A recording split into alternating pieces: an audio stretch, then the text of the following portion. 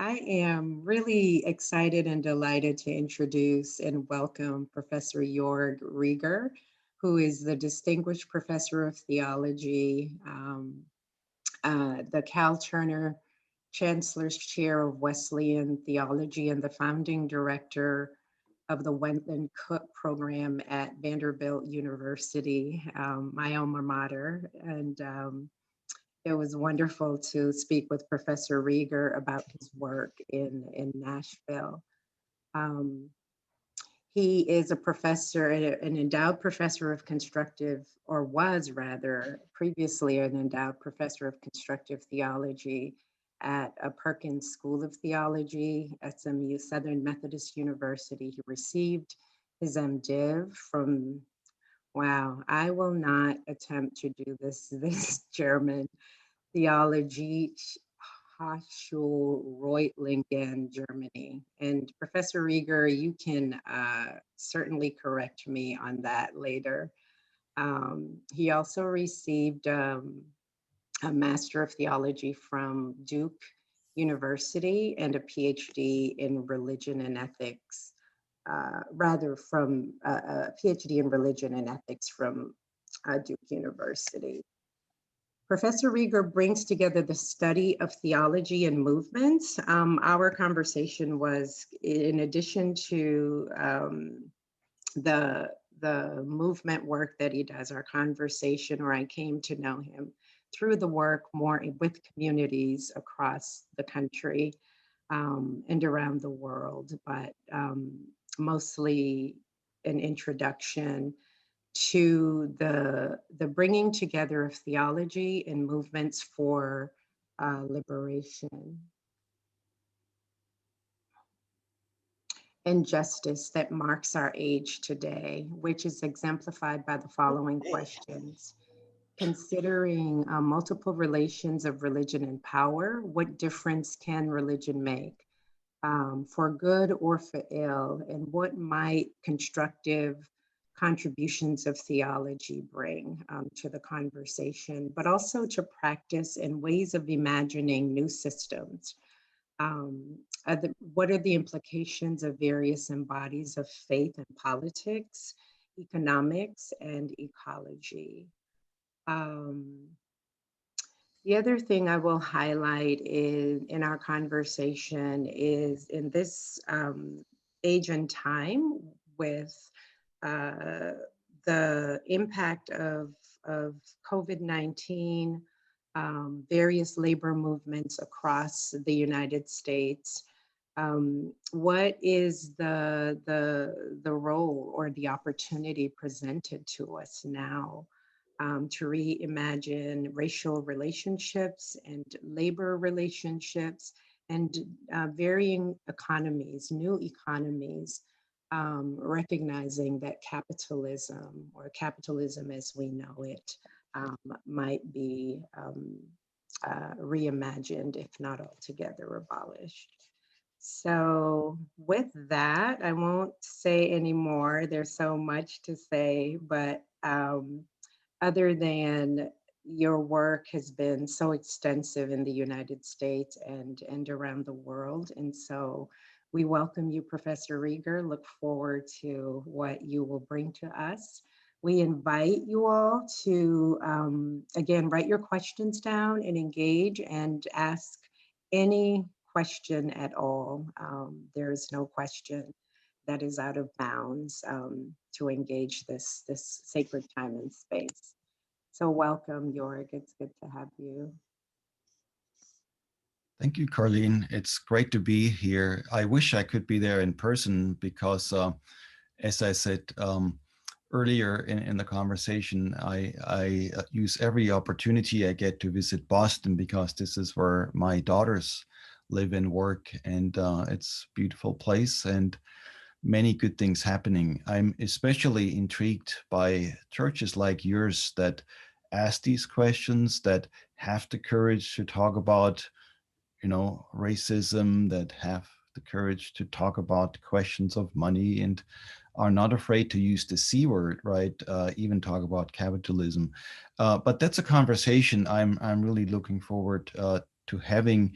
And we're a small enough group that there can be conversations. So I will share my screen. I'll put up a couple of slides just to lead us through the conversation. If you have any comments or questions, I may not be able to see you with the slides up, but feel free to speak up or put something in the chat. I will be following that as well. And we'll just take it from here. This is a two-part series, so I'm thinking today we'll lay some of the groundwork, talk about some of the problems. And then next week, I really want to get into the solutions, because this is not just a critical approach. It's really constructive in the sense of what can we do? What can churches do? What difference does Christianity make? That to me is the biggest question as a theologian. Not so much, am I going to get my theology always right? I hope I do, but the reality is we're not always correct in everything. But the question is, what difference does it make? What can we do with it? What does it do? You know, what's happening as we do this work? So I'll share my screen. Let me see. Here it is.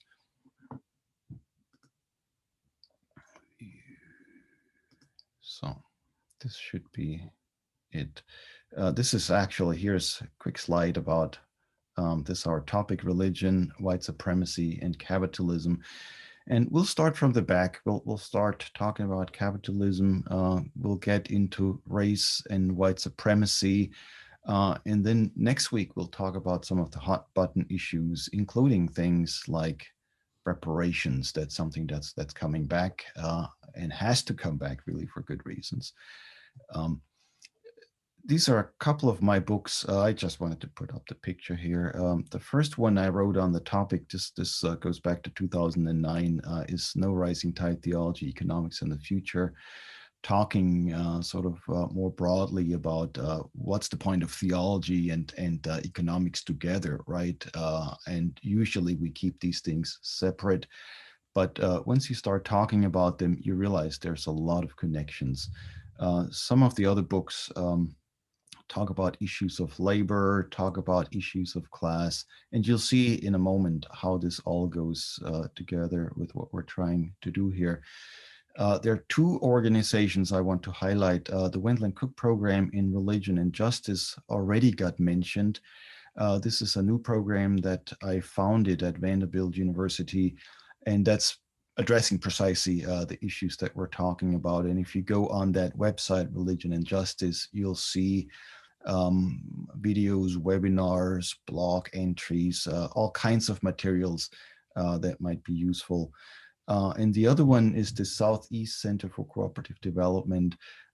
This will go a long way towards talking about solutions. I'll talk more about that next time. This is an outfit that we're working with closely here in the Southeast. So why would a theologian talk about these things? A couple of years ago, this is really what led me to write this book, No Rising Tide. There was a conversation among economists that talked about economics as religion.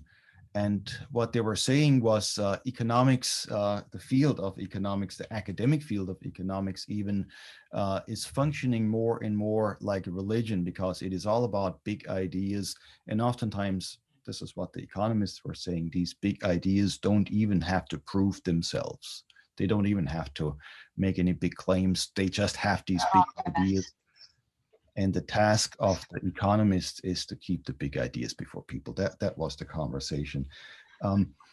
My comment on that is to say, I think that's correct, but maybe this is not even a good understanding of religion, because, you know, if religion is just big ideas that don't have to be tested in reality, something is missing. And so I want to start us off with this passage from the Gospel of Matthew, chapter 11.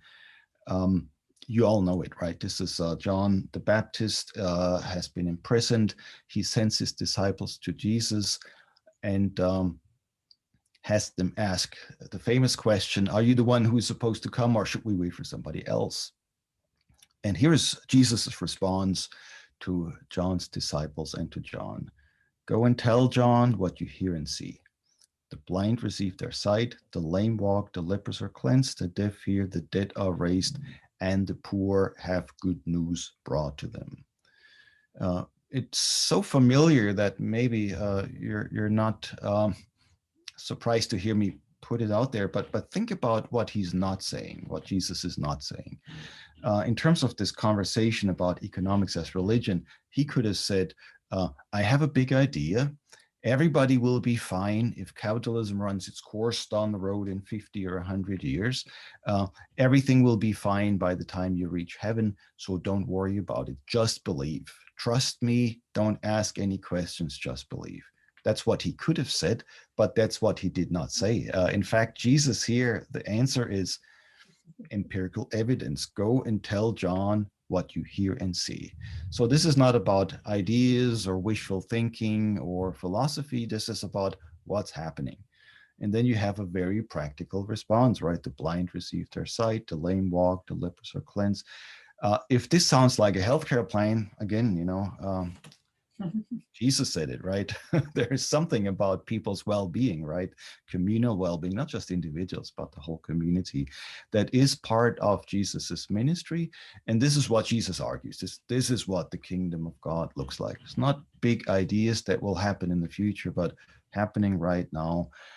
And it almost seems to me, looking through this passage, that it's sort of going from the easier things to the more difficult things. I mean,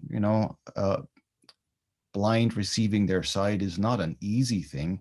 But if you sort of make it up that ladder, raising the dead seems to be slightly more difficult than giving blind people their sight. But that last one, the poor having good news brought to them, that might be even more incredible than the dead are being raised, right? If you think about it, a lot of people might have no problem believing that Jesus can do all these things, all the way to raising the dead.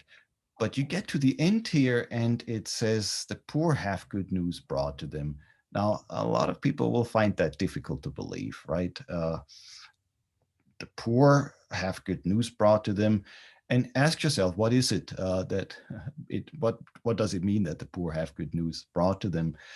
Well, you could think, well, maybe they'll have a homeless shelter or a hot meal or something like that, but that's not really good news to the poor, right? I mean, it's fine news, it's better than no news at all. Somebody taking care of you, but good news to the poor, as I read it, is the poor will no longer be poor. That's really good news, right?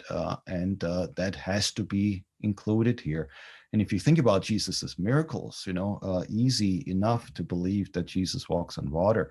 But can you believe that Jesus will bring good news to the poor in such a way that the poor will no longer be poor? So that's the theological background here. I think that theology has to say something about economics that's pretty daring, pretty challenging, goes further than anything that maybe even the top economists are talking about today. But that we'll have to keep in the back of our minds. And especially next week, we'll have to be very specific about what that could look like. So it doesn't become yet another pious stream of theology or some religious people. Now, as we go into that, I want to give you just a couple of slides here about the current situation. And let me start with the question. The first question here is, obviously, everybody knows there's inequality. People know that the rich get richer and the poor get poorer. But if you had to guess, would you say that inequality now is better or is it worse than it was in the past? I mean, take it all the way back to Jesus's time. What would you think? Is inequality better or is it worse than it was in the Roman Empire around the time of Jesus? Any guesses? Maybe some of you know, but yeah, share. Let us know what you think. I have a number here. This is inequality in the Roman Empire, 150 CE, Common Era. That was the only one I could find, so I couldn't find it all the way back to Jesus's time, but this is about 100 plus years after Jesus's death, where the top 1% control 16% of all wealth. So there's some inequality, 1 to 16. How about the US? Anybody know the current numbers?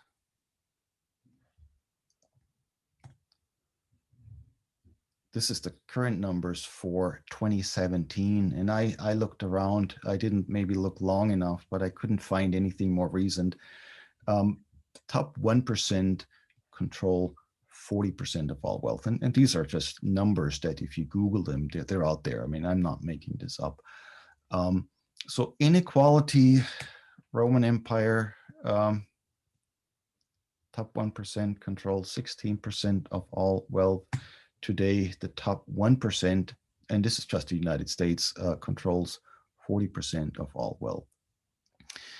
So inequality certainly is a problem. And for me as a theologian, the problem here is not just about money. Inequality, in my argument, really affects everything else. So if you think about money, that's a place to start. But think about this also in terms of inequality of power. You know, who has the power and who doesn't. So politics here, right? We see it in the political realm today. That's pretty obvious. But think about it also in terms of what's happening, say, in culture and religion. Inequality in our own world also matters for various reasons. You could say it has to do with the way we imagine God.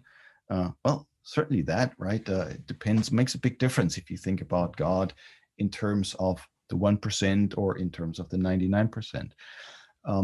It matters to how our churches are run. You know, there's money that flows, and I have seen this. I'm myself am a Methodist. I've seen this in a Methodist church, so I'm not pointing fingers here at anybody else. But I know that even some of our Methodist bishops are impressed, you know, when money flows. So that's just part of life. You know, I'm not moralizing here and complaining, but I'm just saying what happens if we pay attention to that. There's a longer history about how we got there, and I'll make this really short because I know we only have a limited time. This is, again, numbers from the United States productivity and wages going back to 1948 up until the 1970s. And you see here that there's a rise in productivity, and then there's a rise in wages. It goes pretty much parallel, right? So the corporations gain, the workers gain. This is something that is part of our history. Of course, it goes back to the New Deal, you know, where some of this gets arranged. Now, even in that time, let me make this very clear, so as not to make this look too rosy. Even in those times when productivity and wages rise together, you have a lot of people still excluded from this gain.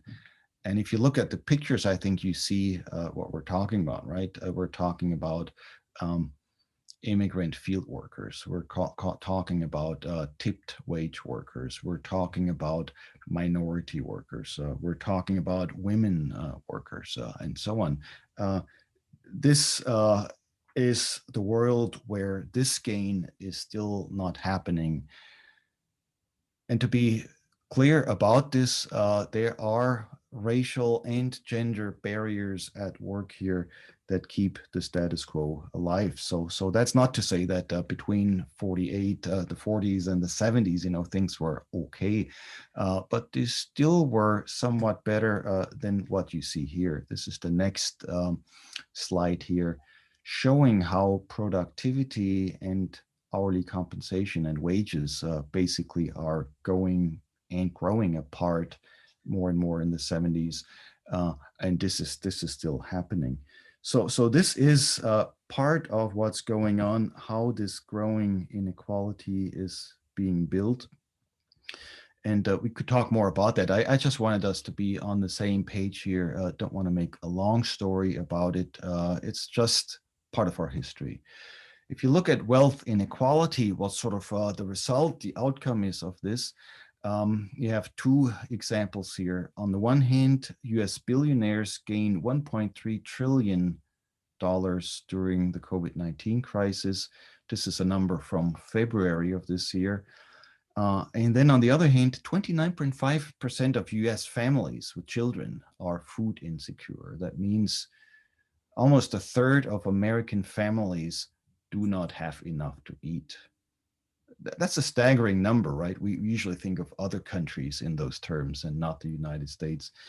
This is numbers that were published by NPR in September of last year. A third of American families are food insecure. And if you think through that, you really have to face the problems, and you have to think about what might we possibly do about that and what might be the solution. So let me move forward here a bit and tie this in with.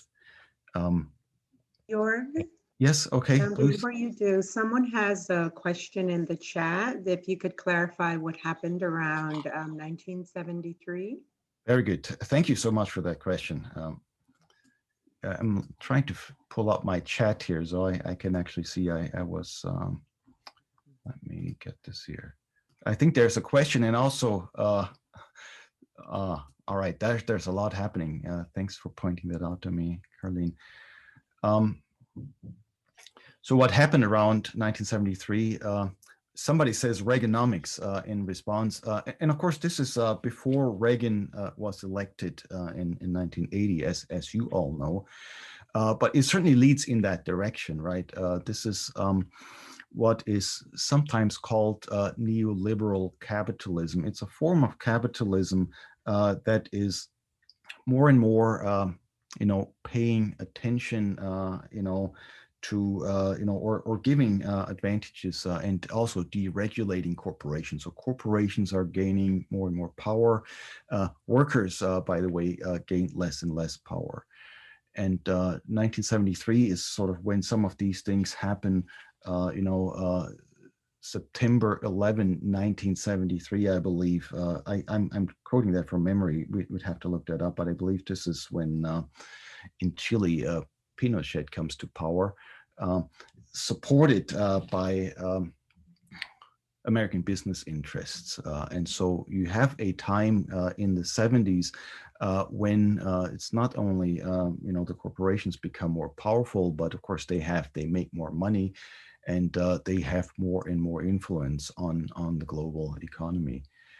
Neoliberal capitalism here is this idea, of course, that this is what my book, No Rising Tide, talks about. The rich get richer and the poor get poorer. And neoliberal capitalism says a rising tide lifts all boats. So neoliberal capitalism says when the rich get richer, everybody gets better off. So that's, of course, the conversation to be had here. And the assumption was in the 70s, and of course then with Margaret Thatcher was elected as prime minister a year before Reagan in Britain. And then you had Reagan, and then you had similar developments in Germany shortly thereafter, and other European countries, and around the world, really, where this philosophy, this economic model gained more and more ground. And the assumption was, as productivity rises, everything is rising. That wasn't the case, obviously, and that's what we'll have to deal with. And we have to think about what ultimately can be done about that, because neoliberal capitalism says, well, inequality is part of the system for a while, but if the rich are doing better, the rising tide will lift all boats. What we know now is the rising tide has risen. It has not lifted all boats. We've seen this in the Great Recession between 2007 and 2009. And we're seeing it again in the current situation, where there is actually a recession that a lot of people don't know about, because the stock market is doing so well, right? It's sort of like almost like a hidden recession. Something's happening in the lives of more and more people.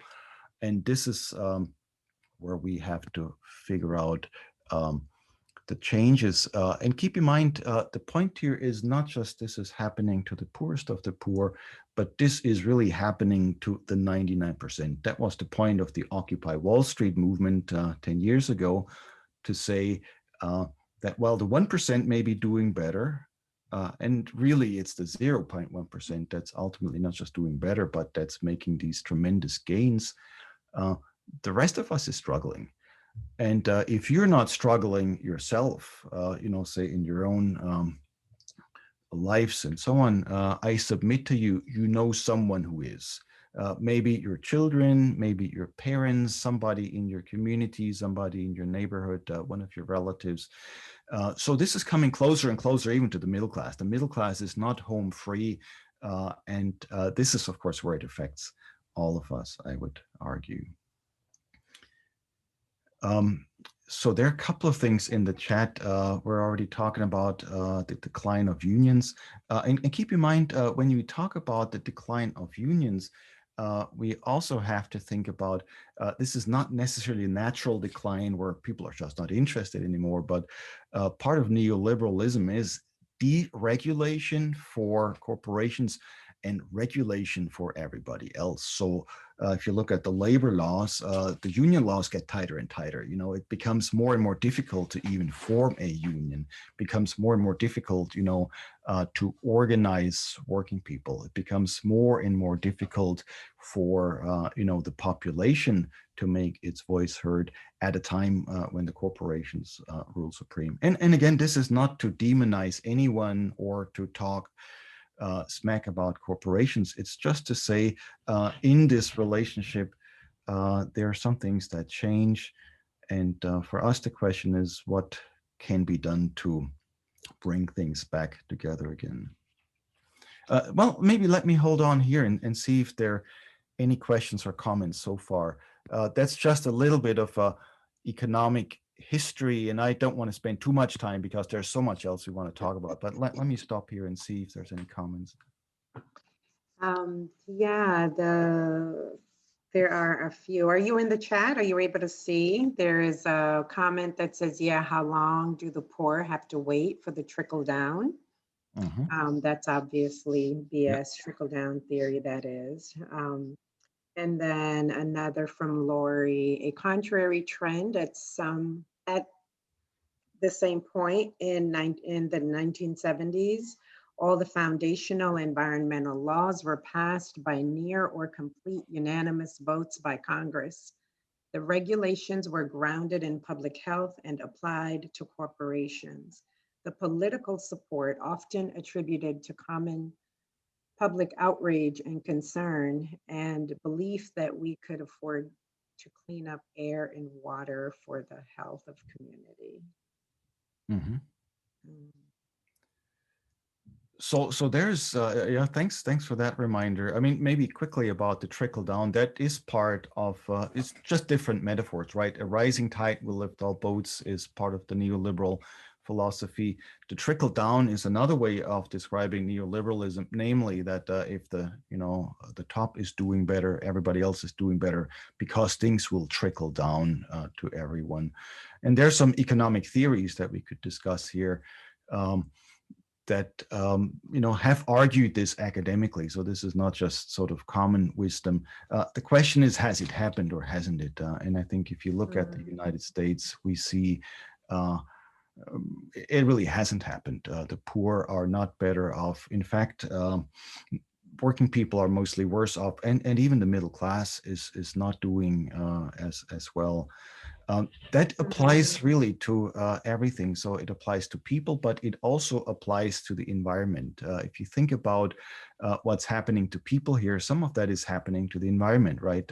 In environmentalism, we sometimes talk about extractionism or extractivism, where businesses, basically corporations, just use the environment for their own purposes as externalities, keeping the costs low, not having really to spend what it costs to appreciate nature.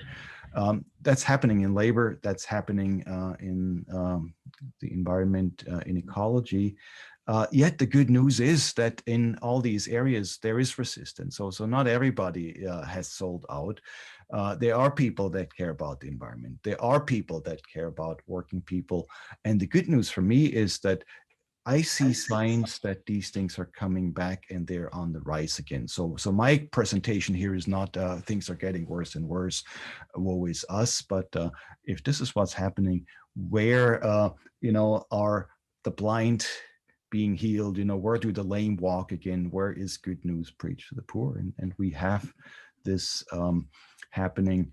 But I think this is the role of the churches. Where it is happening, we could join to make it happen even more and to strengthen the movements that are underway.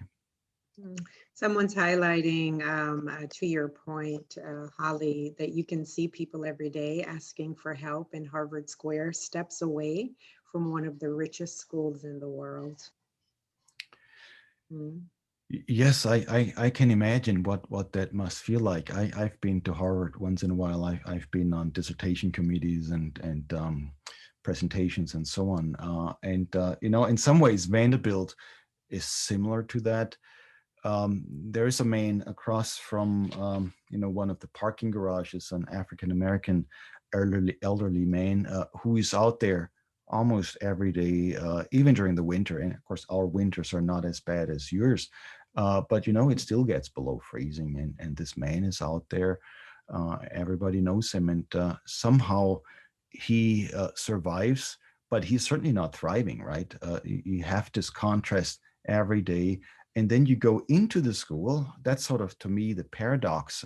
And then you know, say the theology school is right across from where this man stands, and then people talk about anything and everything except what's happening to all the people around us. And if this was only an individual, you could say, well, you know, there are always exceptions, but this is happening to more and more people.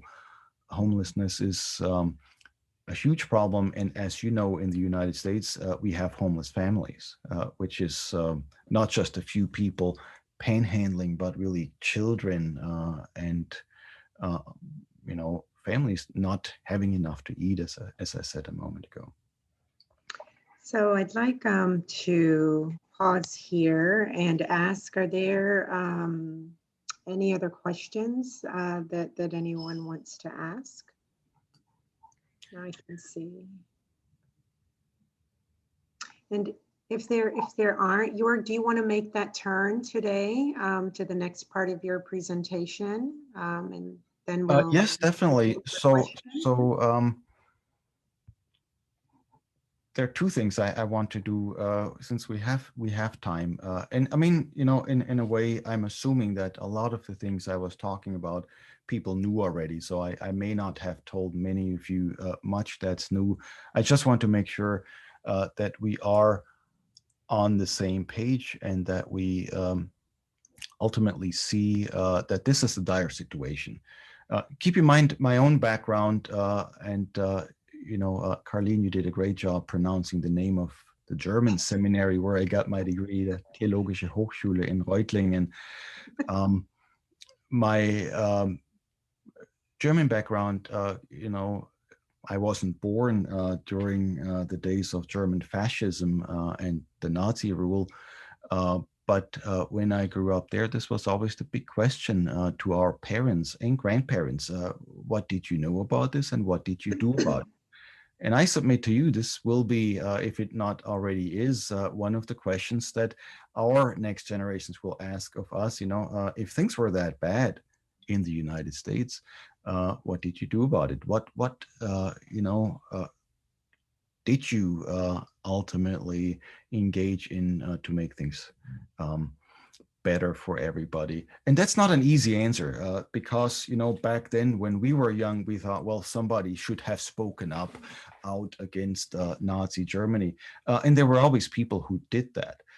But that's not how you stop fascism. I mean, of course, that's part of how you stop fascism, but you need more than a few courageous people arguing and speaking up. So you need systemic solutions. You need to build power in a way that goes beyond protests, moral critiques, and individual outrage. So this is where we're heading.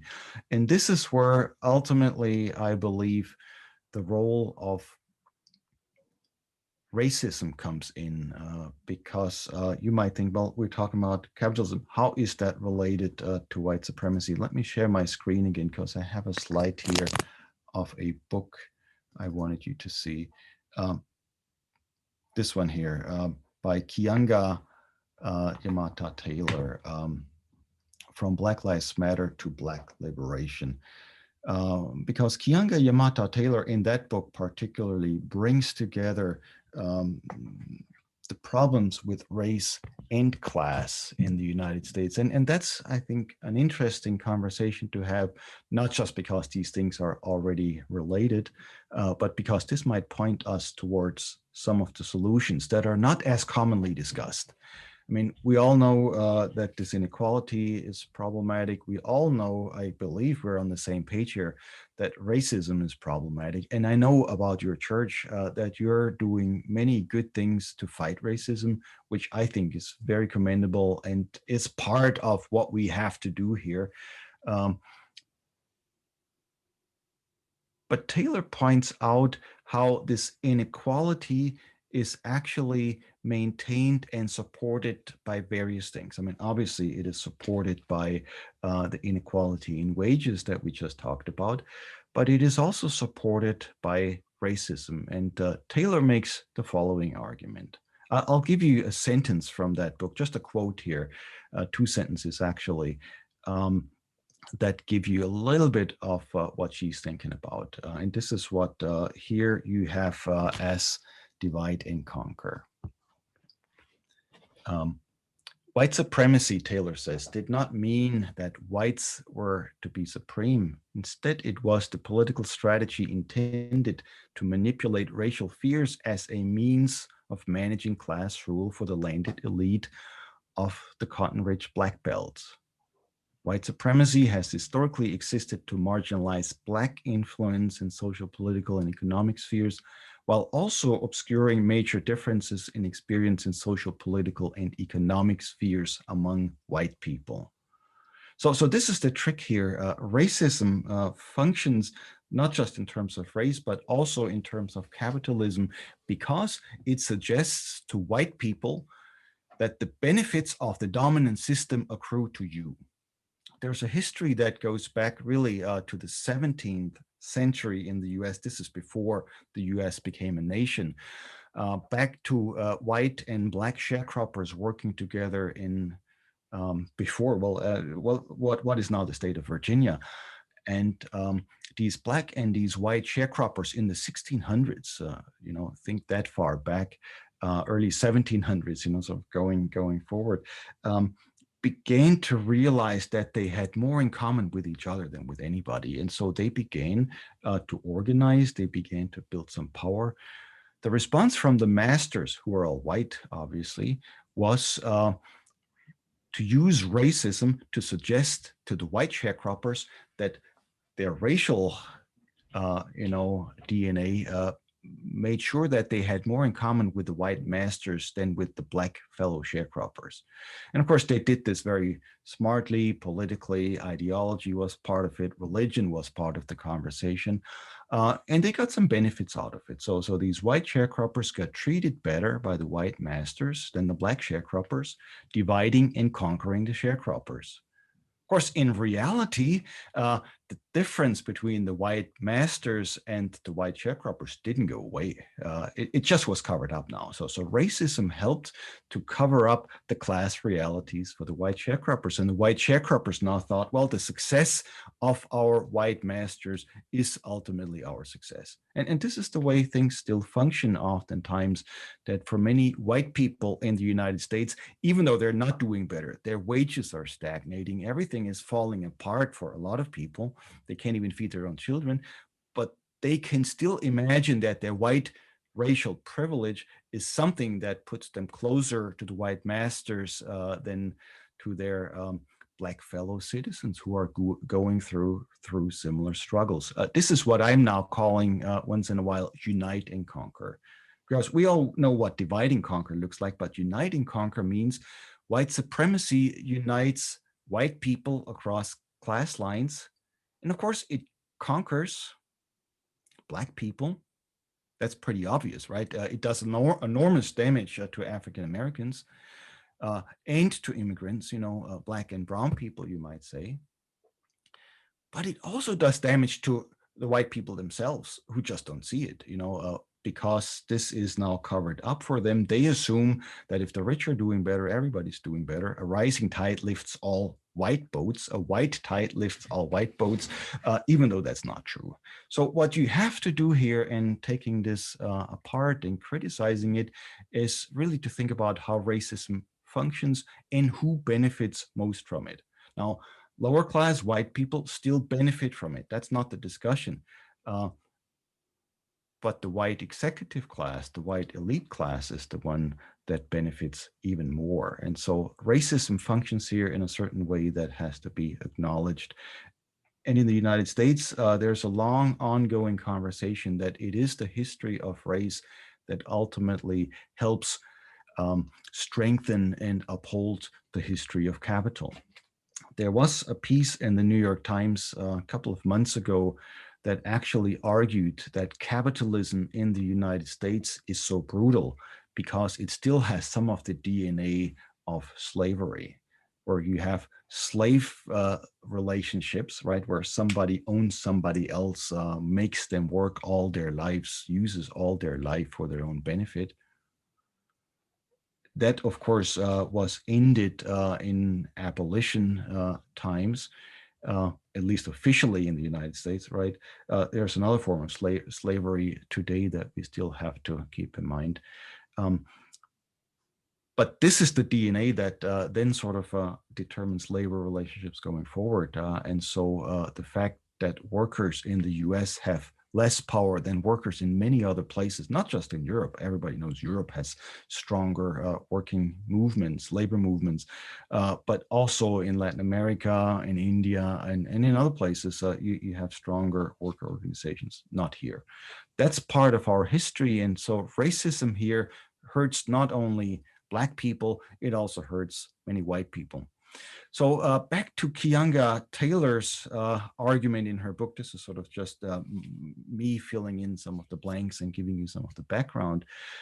Taylor, out of these observations, talks about a potential for solidarity. And this is what I want to talk about, especially next time, this potential for solidarity. And she says this potential has to do with the fact that when one group of workers suffer oppression, it negatively affects all workers. Right? When one group of workers suffer oppression, it negatively affects all workers. There's some biblical wisdom here. If you go to 1 Corinthians chapter 12, you have this wonderful image where Paul talks about the church as the body of Christ. And there Paul says at the end of the passage, I think this is verse 26, 1 Corinthians 12, verse 26, Paul says, if one member suffers, all suffer together with it. And so this is the basis, according to Taylor, for solidarity, which she says is a material foundation for solidarity and unity within the working class. This is something I have developed in my own work. I have often called this deep solidarity. So not just solidarity, but deeper, deep solidarity. And this is where I want us to pick up for sure next time, because I think this is a new way of thinking about how we can work together without neglecting our differences. So this is not erasing of differences. This is not about to say, oh, we're all exactly alike, but it's to say, if the same things affect us, maybe we have something in common as we fight together to make the world a better place and to bring good news to the poor eventually. So bring race and class relations together here. One could also argue, if we had more time, this is a place where we have to talk about gender relationships. Because too often, as you should know, oppression along the lines of class, oppression along the lines of race and gender are really the places where people have to think more about how the economy plays into it, because racism and sexism is not just about racial or sexist slurs. It is really about shaping people's lives as a whole and bringing alternatives to that. I see there's a lot happening in the chat, so I need to stop and see what we need to talk about. Yes, there are a couple questions. One from Paul. will you talk about the demonization of socialism that prevents so many from critiquing? Um, and the Yes, this is a second, great question. Thank you for that. and then the second is, what if you gave this talk to a bunch of billionaires? How would that go? Uh, and maybe I'm talking to billionaires this morning, right? I don't know you personally, and there may be. I mean, I'm sure there are people with wealth among you, and I mean, I'm not poor myself, right? I mean, don't assume that I'm talking from a position of poverty here. But this is exactly the right both questions. Let me start with the second one. Um, what I have found when my book No Rising Tide was first published, this was published in 2009, I was invited to one of the large Dallas churches, a 15,000 member church, where George W. Bush um, was a member, still is a member actually, and goes to church there. So this was a context in which I had to present these things, and there might have been one or the other billionaire in a class of about 70, and they were certainly a bit hostile in the beginning. But the way this went is, I said to them, let's talk a little bit about how this was at the tail end of the Great Recession, how this affects people. And how it affects people that you know. And all of a sudden, somebody was saying, my son is in management of a Swiss company in Switzerland, and he's about to lose his job. Saying, well, okay, so why is that? What's going on here? These were solidly middle class, upper class people, and they realized that it had some repercussions for their own lives.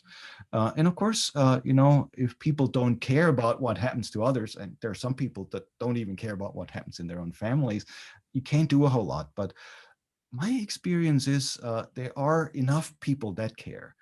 And that's even true for people with money. You can really bring them into the conversation when you think about how this is actually happening in your own backyard.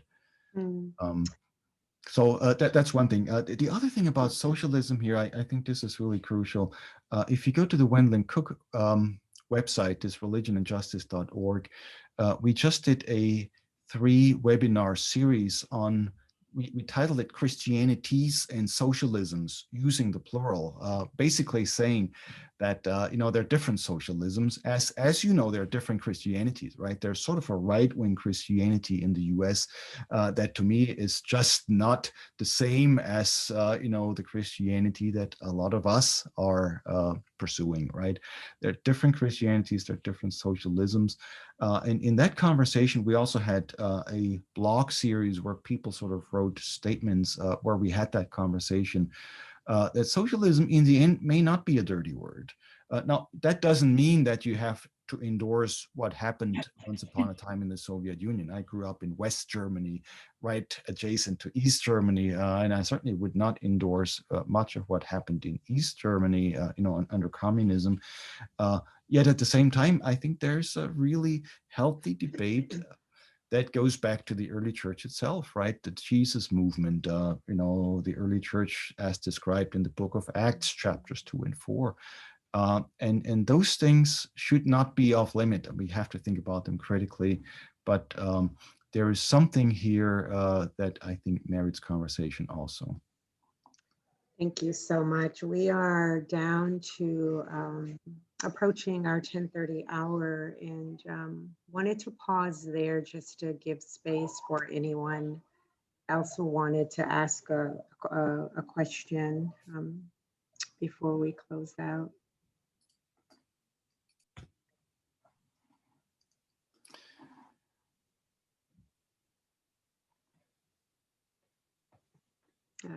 I'm just checking to see if there's an emoji anywhere. Raised hand. Okay, great. Please post the 2 websites mentioned earlier. So, Joerg, you mentioned the Wendell Cook Center. Was that? And That's the one you just put in there. That's the the religionandjustice.org. religion. Okay, and which was the other? Let me see here. I need to double check it. Was it the Center This is the Southeast Yes, Center sir. that is coopsnow.org. I'm just putting that in. So this is the other one. Um, and this is what I would like to talk about next week, because there are some really exciting developments as we bring these questions together. So there is ways of strengthening the lives and the agency of working people. And there's ways of fighting racism in that way. I mean, it's not the only way to fight racism, but it's certainly a very effective way, because if minority communities have power, political power for sure, but also economic power and some stamina, this will go a long way to actually fighting some of what we're seeing today.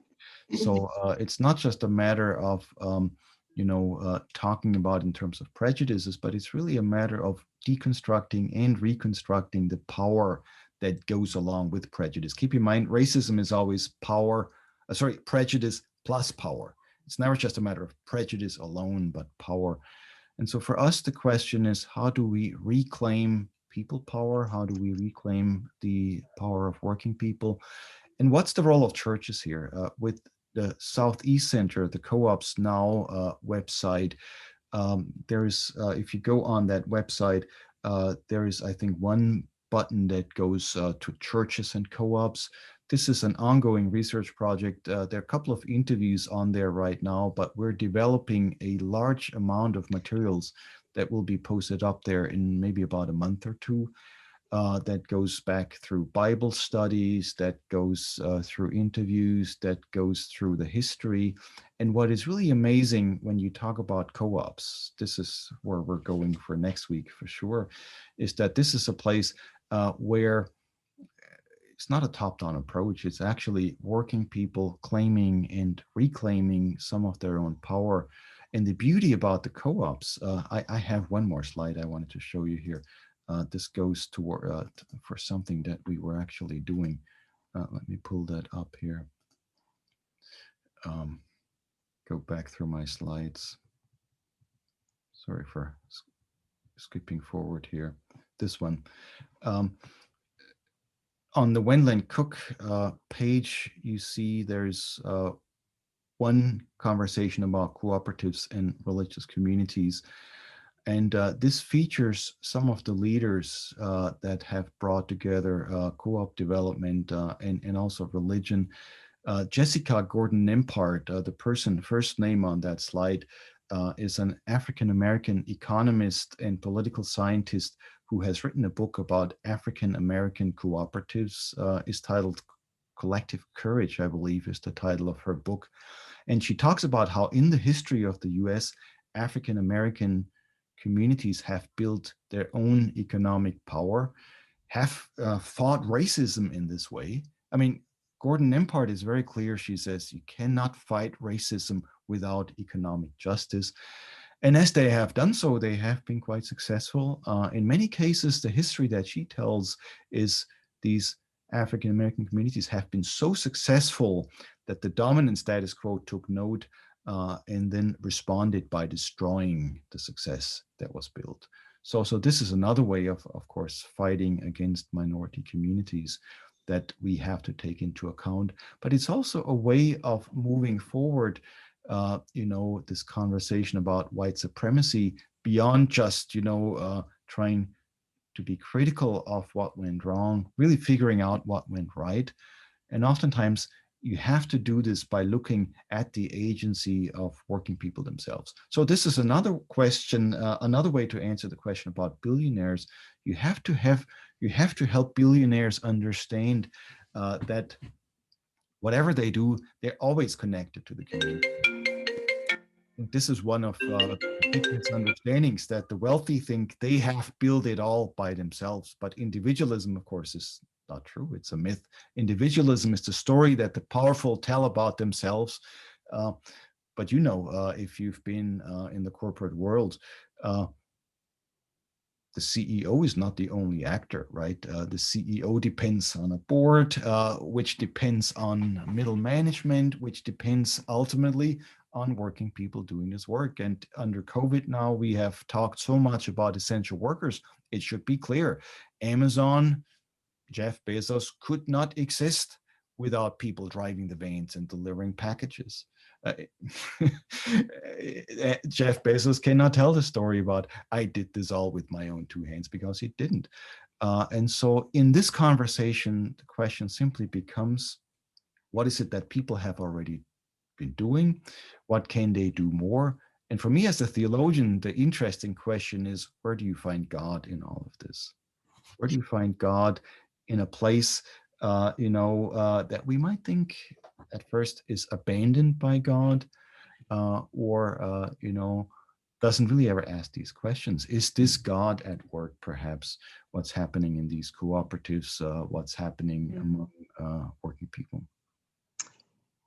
Amen. And thank you so much. This is a wonderful place to wrap up for today. And I'm very excited with you asking that question, and how you've integrated the scriptures. That is key to rooting our deep faith into understanding the role of our faith. And religion in creating a world of equality, equity, and justice for us all. So with that, thank you again, Joerg. Thank you everyone for showing up as wonderfully as you always do. And happy to pray us out as we transition to service. That gives me one idea. Let me just announce that for next time, Carlene. Sure. I mean, there's a lot more theology that would need to be done here. We can't do it all at once, but there's a this is one of the parables in the Gospel of Matthew, the parable of the unforgiving servant. And oftentimes we think of this as another morality parable where Jesus sort of makes a moral demand on people. But I'll start with that next week, and I want to retell that parable in terms of how it's actually about solidarity. Sometimes people feel this is about making people feel bad, about not forgiving. I want to argue that this parable of the unforgiving servant is actually the starting point for thinking about solidarity. And that's what we'll talk about next time: deep solidarity, worker co-ops, and people's agency. Joerg, just look ahead. Which version of the text will you share? Meaning which will it be the NIV, NRSV? Should we direct folks to read? I usually go use the NRSV. The NRSV, okay. The Revised Standard Version. Yeah, just so that we're all on the same page, and perhaps folks can look ahead. What is the number in Matthew? So this is Matthew 18, verses 21 through 35. Okay. I'm dropping this in the chat, and consider it homework if you if you'd like to read ahead as well. Okay, Matthew 18, perfect. Yep. Wonderful. Any last comments, offerings? Our hearts and minds are clear. Well, gracious God, we say thank you. We glorify your name. We are amazed at how awesome you are and how good you are to us, that you have gifted us with one another. You have gifted us with the desire to learn and to seek your wisdom and to seek to do of your goodwill and your pleasure and your good pleasure for the sake of your name, but for the honor and love and affirmation of the sacred worth and dignity of all of your creation. In Jesus' name I pray. Amen. Amen. Have a great Sunday, everyone. Enjoy the sun if it is shining where you are. I will see you all next week. Take